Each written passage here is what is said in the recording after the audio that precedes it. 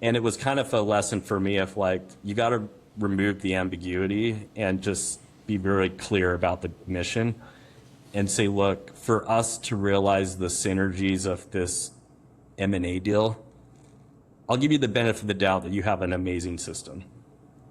And that there's probably things that it can do that our system can't. But it doesn't matter.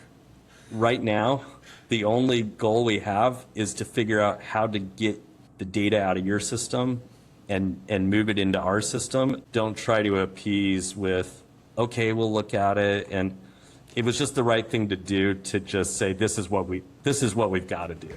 Let's do it.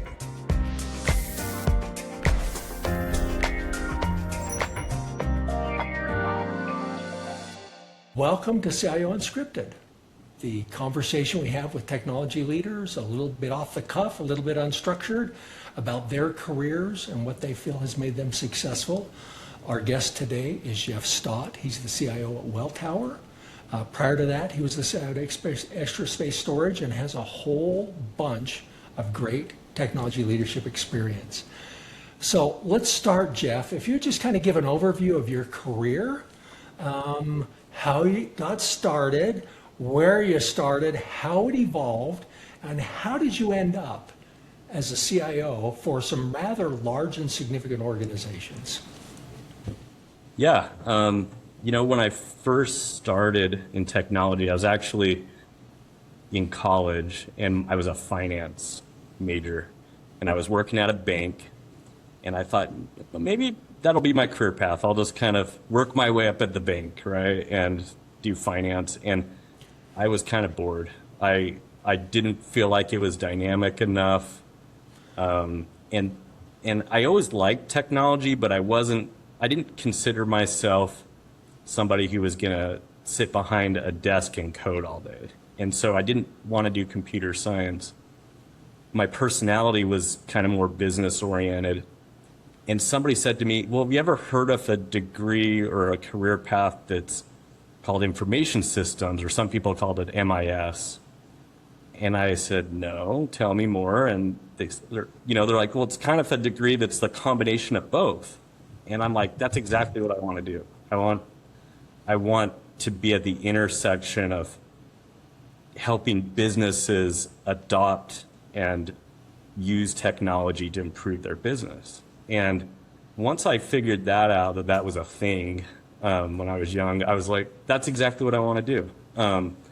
So back then, this was like late 90s, and everybody was trying to figure out the internet. And so when I started that degree... Wait. You don't seem old enough to have been figuring out the internet. Yeah, it was fun times because everyone was like, hey, we need to have a website and we need to sell our stuff online. And every business was trying to do that. It kind of reminds me of now with AI, how every business is trying to figure out AI. It was kind of felt like that energy then. I was really excited about it and I was reading books constantly and that's how we learned back then, is with actual real what's physical this book books. thing of which you speak?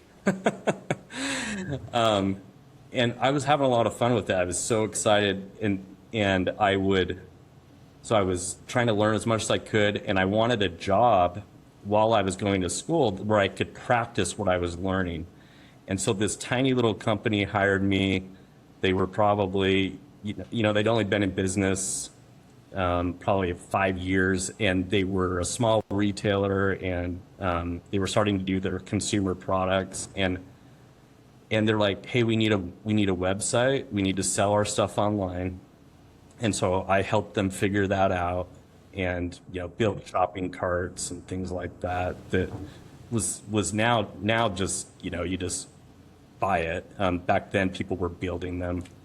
And then they're like, okay, that's great. Now we need to hook it up to our ERP system. And I'm like, well, what's an ERP system? And I had to figure out, how their accounting system worked, and they're like, oh, we're going to need a newer one because we're getting bigger. We've doubled in size in the last couple of years. So, and now we need a warehouse management system because we need to be able to connect the e-commerce to the orders to come in and fulfill it in the warehouse, and then we need to account for it properly. And so I had this great education, and it almost felt like a little lab where I had all this autonomy, very little direction. I didn't really have a good mentor, but I was kind of like figuring it out by myself. Like, and occasionally I would run into people and they'd say, oh, this is what you need to do, or this is how you need to do it. So I had a very broad kind of baptism by fire of like how to leverage technology. It was a pretty small business though. So I felt like I was adding a lot of value and I was really cheap labor and I was learning a ton. So from there, my career just kind of progressed where each role I took, it was kind of interesting. I didn't intend it this way, but it was a significantly larger company each role I took, and just kept adding more responsibility. And until eventually I ended up at Extra Space, which was kind of a very career, a bigger career trajectory than what I had had before, working kind of for smaller businesses. Extra Space is an S&P 500 company and publicly traded, and so had a lot of more opportunity there to grow. They, I think, quadrupled in size while I was there. So it felt like this rocket ship that I was on, where they were adding new Extra Space locations about every business day.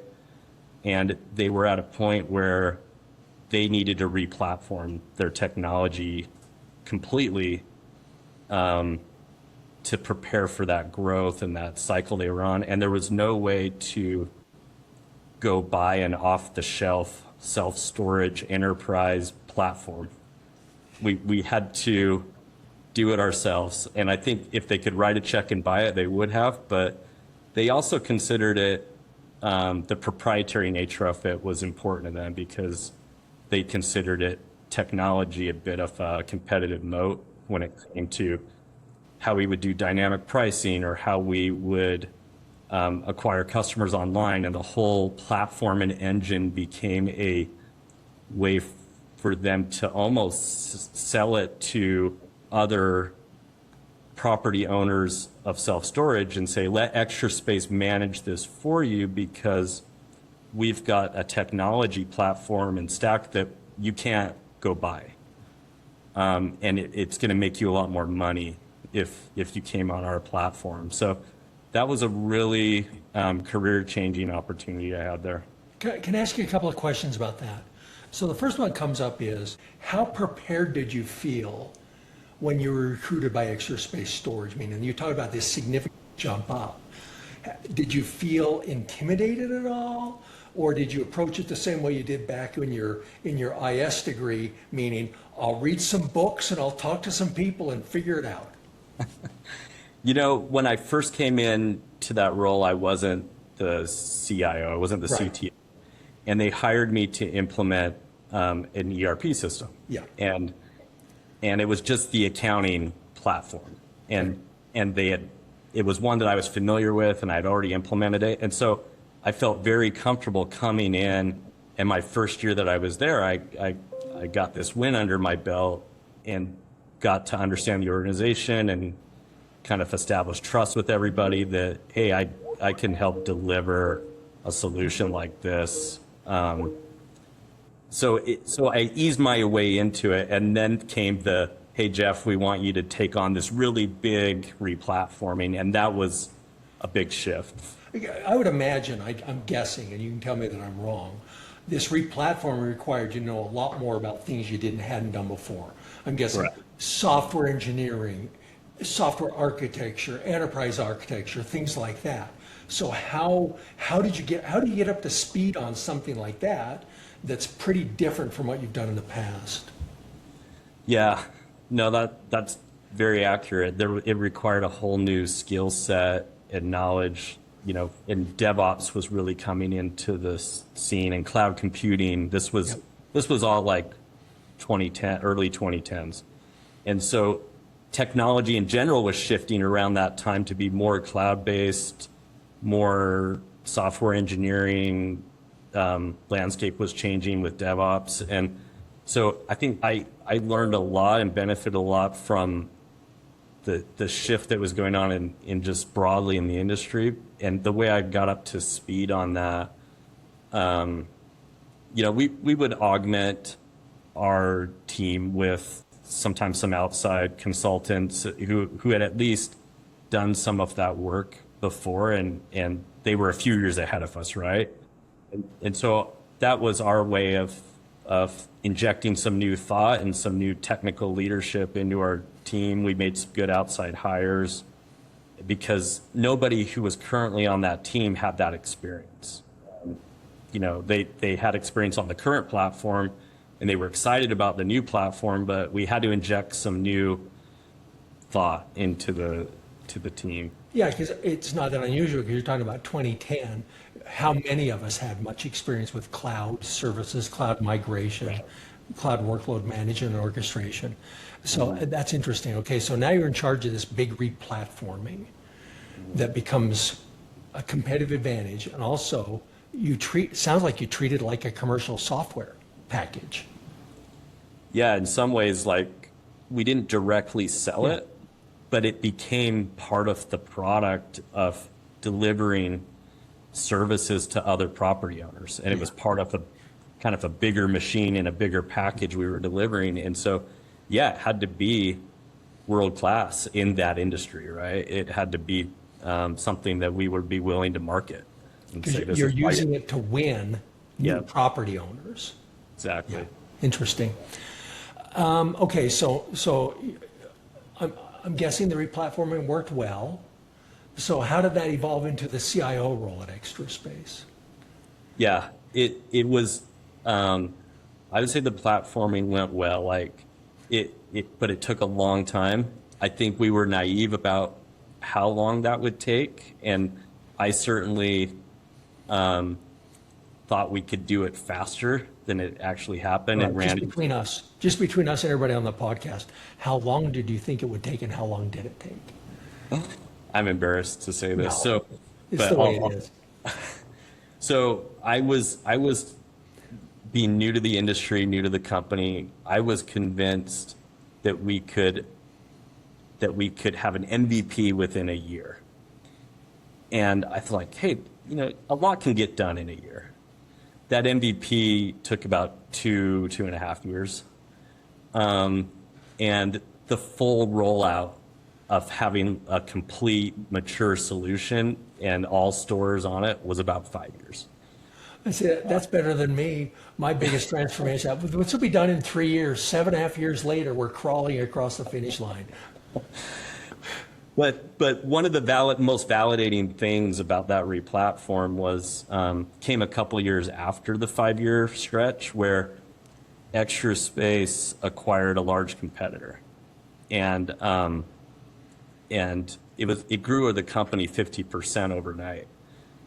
And what was so validating about the work that had been done on that replatform was being able to acquire that company that was half our size, 1,100 locations, fold them into our platform in a couple of weeks. That's crazy.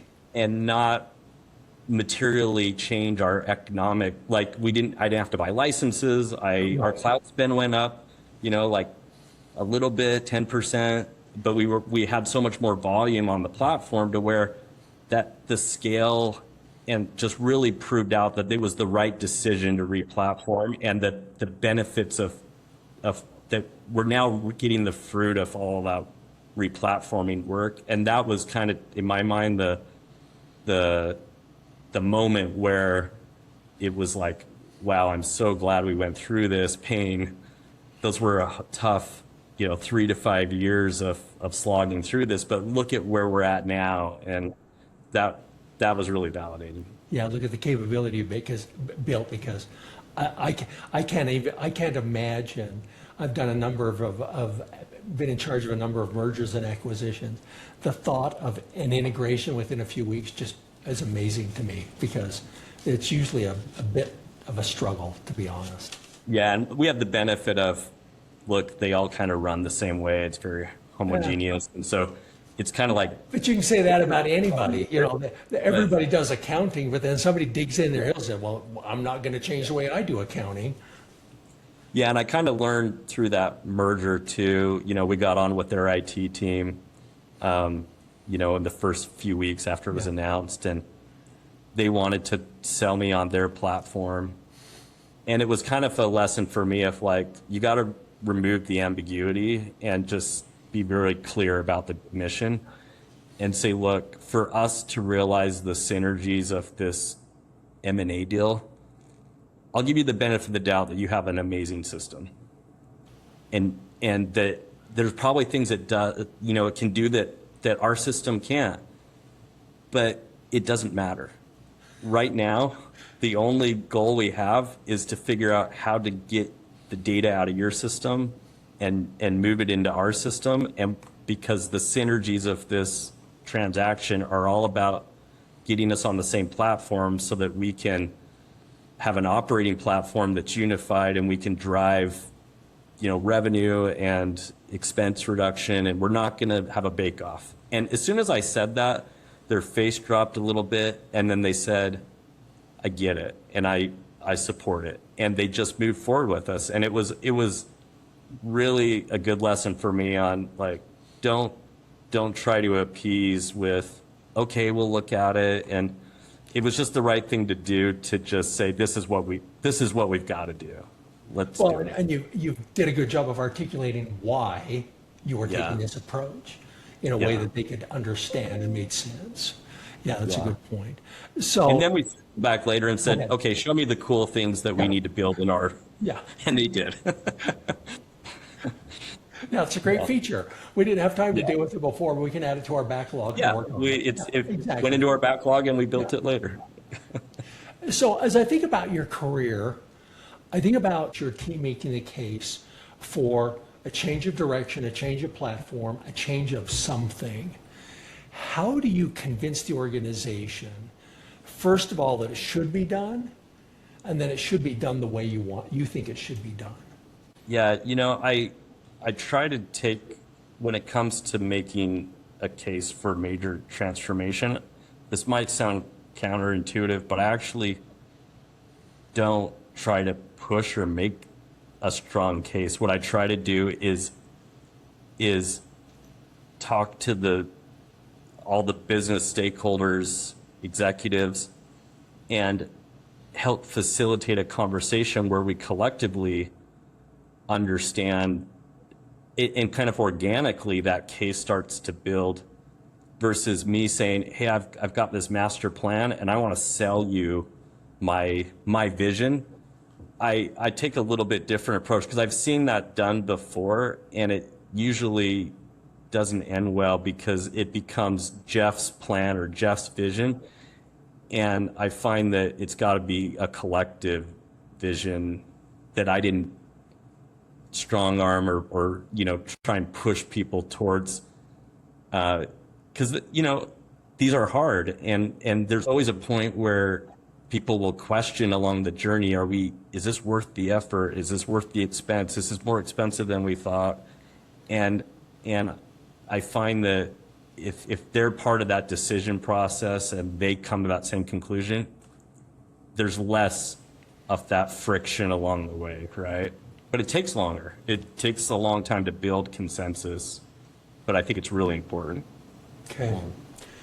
So, talking about thinking about your career, what do you think have been some of the reasons that you've been successful in your role, in your various roles? What would you say are your critical success factors? I can tell you times where maybe I've learned from some mistakes that I think I've tried to then be mindful of, so I can be more successful. Sure.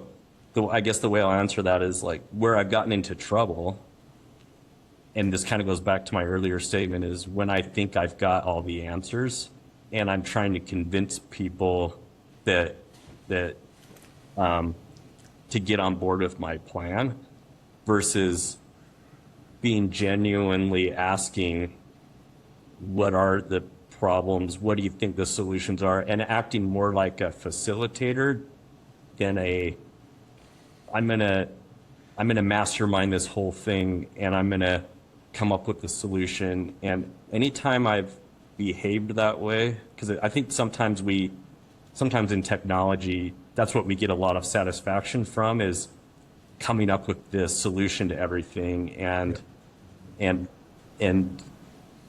doing the engineering. And I've realized, like, the higher you get in the organization, if you don't bring everybody along and bring your team along in the solutioning, you're going to be in trouble. Like, there's always, and I realize too, like, there's always somebody who's going to know more than me about a particular aspect of, like, here's the database we ought to use, and here's why we need to use that. And the tactician, like, very lower level kind of tactical decisions, the more I can stay out of that and keep the team focused on the end goal and why, and not try to mastermind the solution. That's where I think the success comes from, because people get on board, they want to support me.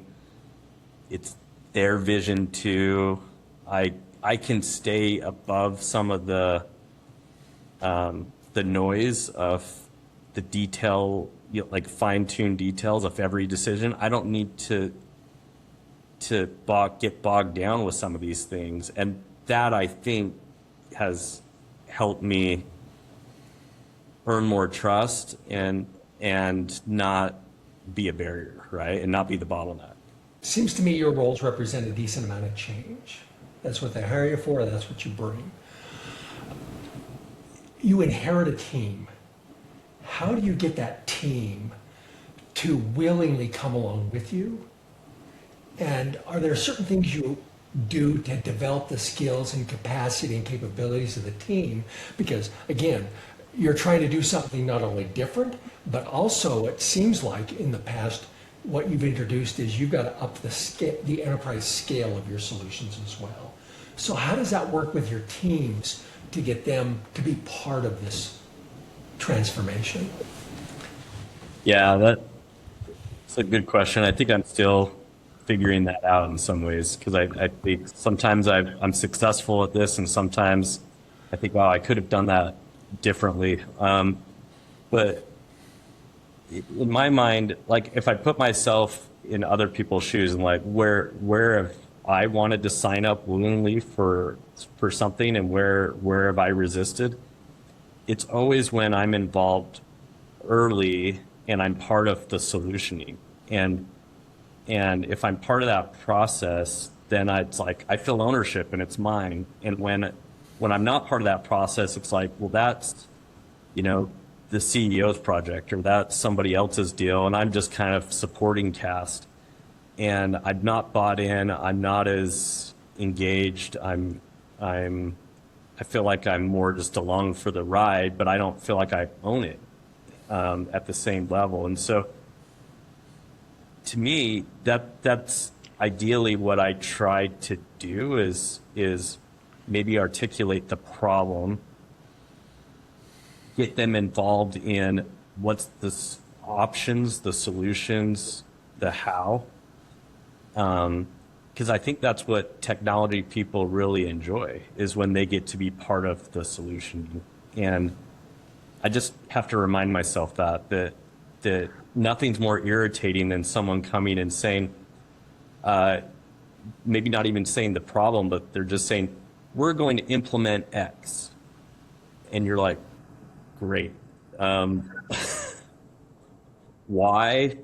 And how did you decide that? And I have to remind myself that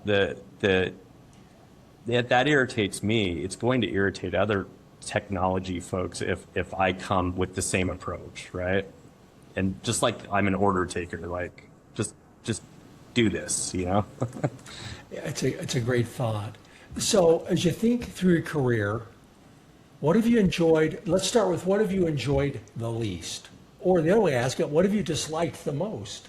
And then we'll ask what you've enjoyed the most. That's a really good question. I think one of the hardest we've kind of touched on some of the things that are like the harder parts of the role. I think are getting alignment and getting enough consensus to be able to execute. And I get a lot of satisfaction from doing that, but sometimes it is the difficult part of the job, and especially when you're dealing with maybe one or two individuals who it's like there's no amount of reasoning or logic behind this. We're kind of at an impasse, and maybe that's someone on my team, maybe it's another peer, maybe it's a vendor, and you just have to do the hard work of saying, hey, we're at an impasse. What are we going to do about this? And that could end up in a variety of options, right? That's not fun, but it's necessary, right, to make progress. So what have you enjoyed the most?